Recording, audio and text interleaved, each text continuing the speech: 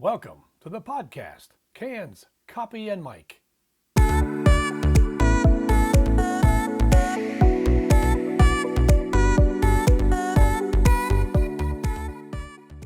Mid-October Saturday afternoons in central Pennsylvania are oftentimes delightful. We have some of the most beautiful ridges in the state, colorfully decorated with a calico blanket of autumn leaves. The colors are just riveting. There are also many small festivals dotting the valleys in nearly every small town in the region. My wife Michelle and my daughter Carson Marie wanted to go to one at Way Fruit Farm to buy a couple of pumpkins and some apple cider.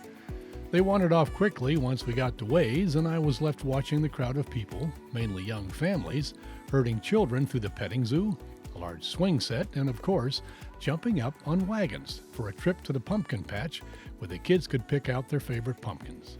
Amidst all of the strollers, petting zoo bunnies, and great-smelling food trucks, I saw a rather large man wielding a sharp tool to slice pumpkin skin off a yellow pumpkin and then glue the strips to a gruesome pumpkin witch's head to serve as her hair. I truly have never seen such incredible artistic skill devoted to a simple pumpkin. I was captivated. Now, I'm naturally a curious person, so I walked up to the artist and started a conversation. Eric Jones is the man's name. He's one of the top pumpkin cutters in the country, if not the world, a man whose credits include many successful TV appearances. He also draws thousands upon thousands of caricature sketches for customers. He's also an incredible snow and sand sculptor, in addition to the work he does with pumpkins. Hailing from Buffalo, New York, here he was in Stormstown, Pennsylvania.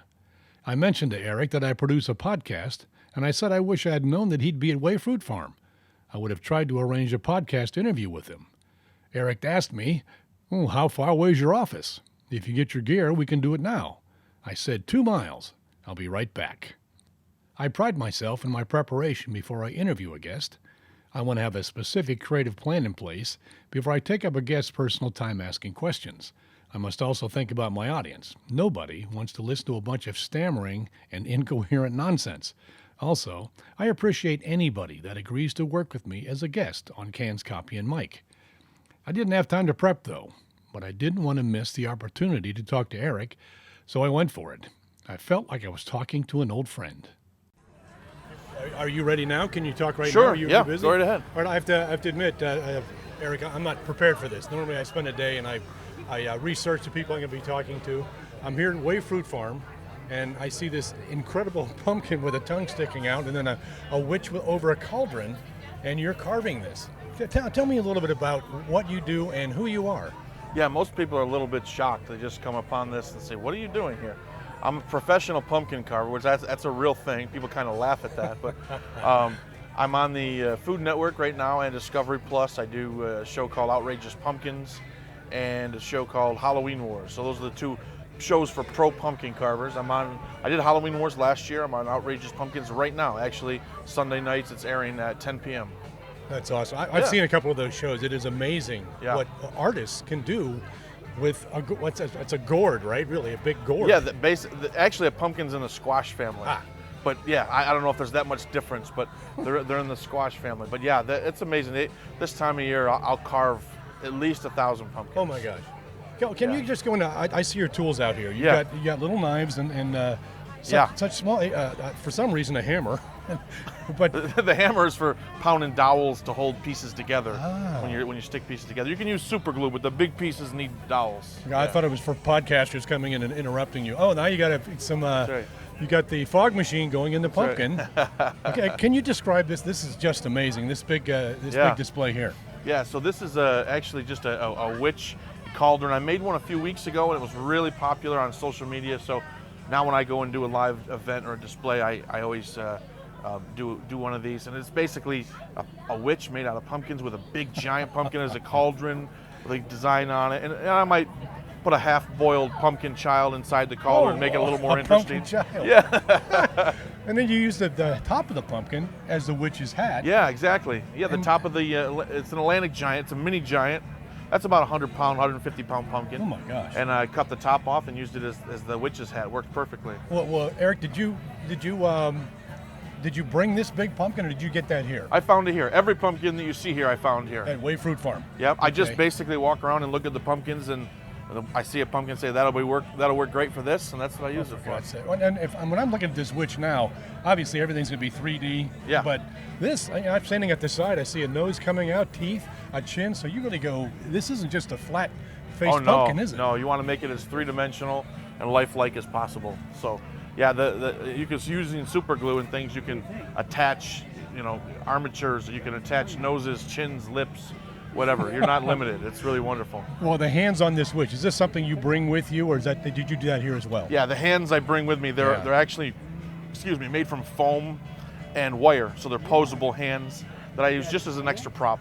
Well, yeah, it's something you've created as well. All Yeah. of this stuff you've done yourself. Yep. And so I see the three pumpkins here, and the top one is a yellowish pumpkin. Yeah. And that is just amazing, the face on that. I chose that one for the shape of it, and then the rest of her is made of a Cinderella pumpkin and then just a regular wolf pumpkin. What I like too is you've got seeds and guts and things hanging out. Oh yeah, of you got to use all that stuff. Every bit of the pumpkin, whether the innards, the skin. I use the skin for hair and glue it see on. that. So I use every bit of the pumpkin. There's character in everything, and the guts and the seeds make great like sleeves and belts and things like that. Just guts coming out of the cauldron. I think my favorite's the hat. That's amazing. Yeah.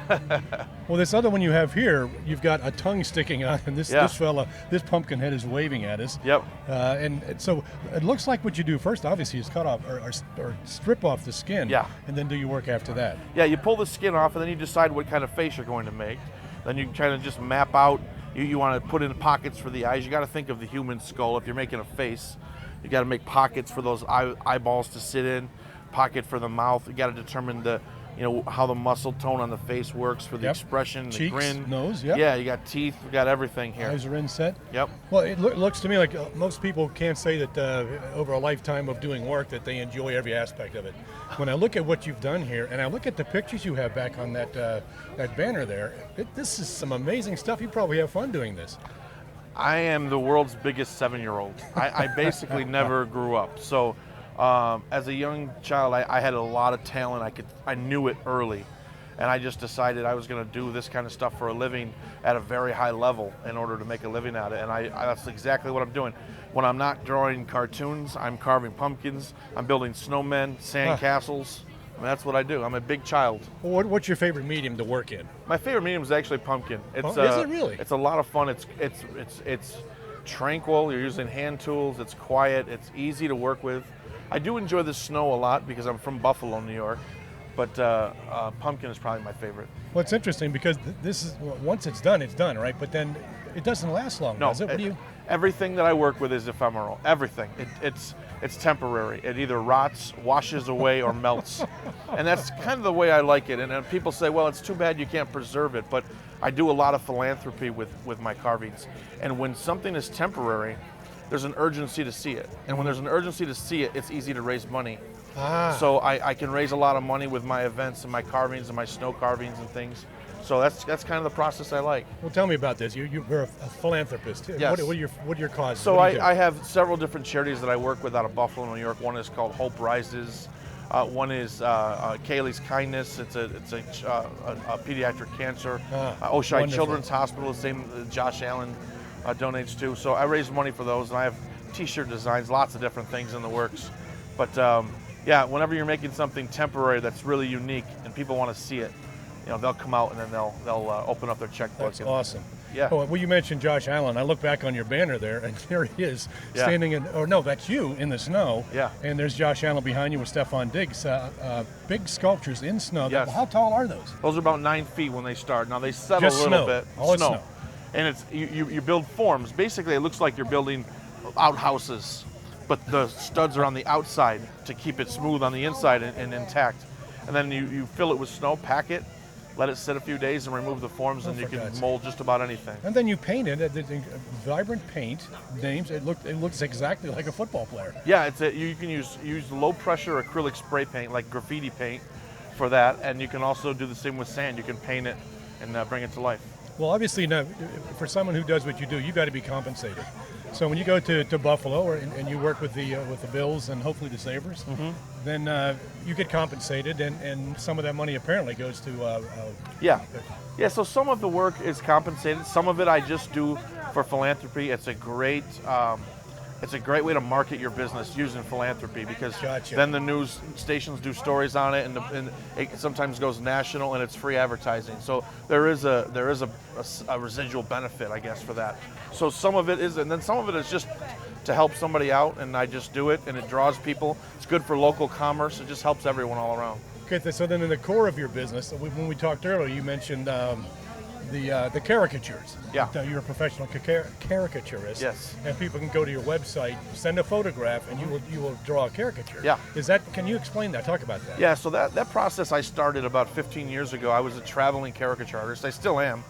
And I started an online business 15 years ago, and you could send in a photo digitally, and then we draw a caricature with a full scene. Very popular, and I draw about 10,000 people a year that way. Oh my gosh. Yeah. Well, that from the scans that I see right there, that it is really amazing. So you could even have 3 people from different parts of the country send in their photographs, and you put them all together Absolutely. and put a background. Any scene you want. We've put people on movie covers, and you can do whatever you want. Whatever you want. There's no limits. And so then we go to your website. What is your website? My website is giveacaricature.com. And if you Google caricatures for photos, it'll be one of the first ones that comes up.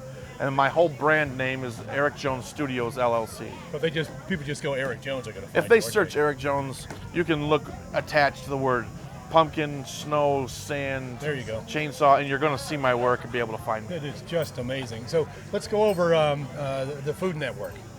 Tell me about that. What's it like to go up there and compete with people, have television cameras all over you? Yeah, it's the first time you do it, it's a little overwhelming, because you're mobbed with producers and cameras and directors and executives, and then you're timed, and you're competing against some of the most talented people in the world at your trade. Which is what you want, I would assume. Of course, but if you're not ready for that kind of pressure, you don't want to do it. And I was ready for it, and I was a little taken back at first, but then I got in my groove, and I did well. I was a finalist on Halloween Wars on the Food Network, and I'm a finalist on Outrageous Pumpkins, which is on right now.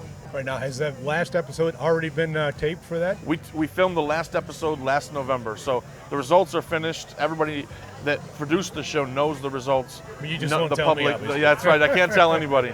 Can't tell anybody. You'll have to wait and see to the finals. They'd have to kill me or something like that. But, all right, when I look at all the different mediums you work in, you've got, as you mentioned, snow, and you've got pumpkins and sand.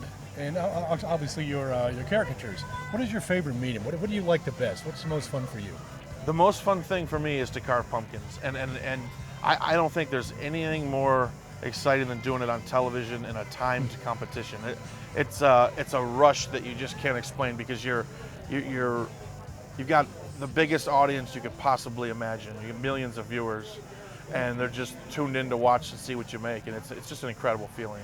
I told you I wasn't prepared. I asked you that twice, didn't I? That's okay. Okay. That's all right. All right, so here we are at Way Fruit Farm, and the little kids have been coming up, and parents have been bringing their kids over to take a look at these things. I don't see any little kid that was too afraid of the witch, but I think they're amazed by the carvings, and I'm probably getting in your way a little bit here you're okay. by talking to you. But what's it like? Is that gratification for you to see these little people? Yeah, I mean, when the kids come up and see this stuff, I love it, as long as they don't try to knock it over. Oh yeah. But that's heavy there. It is. It's very gratifying. I mean, and people recognize me from the TV show, and they like to take pictures. That's a kind of a neat experience when people are watching you on TV, yeah. And there's something kind of neat about that, and just want them to get joy from watching these shows. Well, Eric, obviously you're very successful now. Do you have some kind of 5-year plan? What are you going to do next, and anything like that, or is it just whatever happens, happens? I don't set long goals for myself, and I've kind of always joked about that. When you don't set difficult goals, then you're never disappointed with yourself. That's the way I look at it. So the way I look at it is, God just kind of gives me these opportunities to do great things, and when a door opens, I just go through it and see what happens. And you can't be. And the thing is, when at this level, you can't be afraid to fail at something. I mean, Yeah. Jordan Peterson, the great psychologist, said, if you're not willing to make a fool of yourself, you'll never be great at anything. And you've got to fail. I've had some epic sand failures that collapse on live stream at colleges with thousands of people watching, you're going to fail, but you learn from that and you just get better and you just get up and keep trying. Awesome. And you know, I always think when I go to reunions, in fact, I just had a big reunion with my football team from years ago. 50 years we hadn't seen each other. And I look at these guys when they were in high school and what they become. So if you go back to your high school and people that knew you well, would they be surprised at your students, would they be surprised at what you've done? Do you still keep in touch? That's actually a great question, but I would probably say they wouldn't be surprised, because when I was in high school, I was a clown. I wasn't very academically driven. I was a great artist in high school, and it was really the only thing I cared about was girls and gotta have a plan. And creation and artwork. So basically, with those two elements, that's all I'm still interested in. Well, there you go. It's like I always say, you got to have a plan and then That's execute it, right. right? That's right. Well, Eric, thank you so much for talking to me today. I don't want to keep you away from your work and this crowd, but this is very impressive, and best of luck to you in the future. Appreciate it. Thanks for having me. A lot of fun to be here, and come out to Wave Fruit Farm and watch me carve. There you go. Thank you, sir. I watched Eric on the Food Channel show he mentioned, Outrageous Pumpkins. The work he created was clearly superior to any of his competitors. Well, at least I thought so. He was the obvious winner that episode. I can say that now that it's aired. The win puts Eric in the finals, and his chances are very good to win it all. I encourage you to watch the show on the Food Network. Again, it's called Outrageous Pumpkins. Look it up on the network's website. Eric is likable on camera and ridiculously talented. But so are the other artists. Tune in to see if he wins. If you have suggestions for guests that would be perfect for my podcast, Cans, Copy, and Mike, send me an email with their info, and I'll look them up. Log on to my website, canscopymike.com, to see pictures of Eric and his artwork, especially the pumpkins. Please check out my other podcasts, too. Interesting people doing interesting things. Till next time,